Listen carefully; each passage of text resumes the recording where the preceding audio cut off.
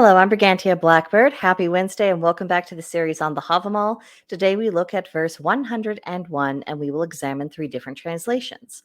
The first reads, "In thy home be joyous and generous, to guests discreet shall thou be in thy bearing, mindful and talkative wouldst thou gain wisdom, oft making me mention of good. He is simpleton named who has naught to say, for such is the fashion of fools." Olive Bray. Second translation. At home, a man should be cheerful and merry with his guest. He should be shrewd about himself, with a good memory and eloquent if he wants to be very wise. Often should he speak of good things. A nincompoop that man is called, who can't say much for himself. This is the hallmark of a moron. Carolyn Larrington. And the third translation. Let a man with his guests be glad and merry. Modest a man should be, but talk well if he intends to be wise and expects praise from men. Fibul fambi is the fool called, unable to open his mouth. And that comes from Bellows.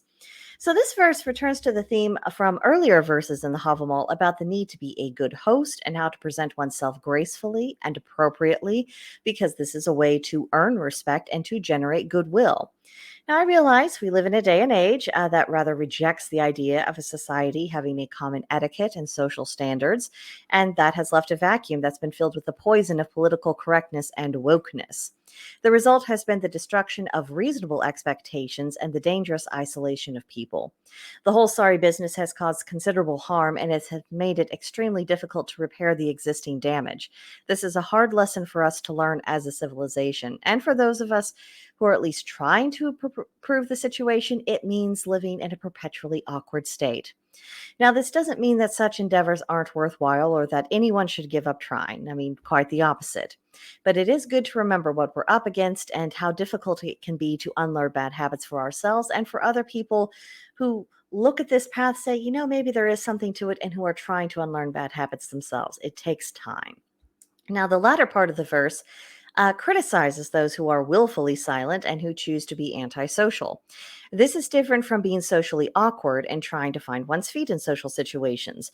What's being referred to in the verse is the person who is not willing to try. There's also a misplaced sense of superiority expressed by some people who go this route. They stand in judgment over the entire human species. They're lofty and disassociated and above it all, and declares everyone around them to be unworthy of their company and their time. Now, as a Leo, I am no stranger to vanity.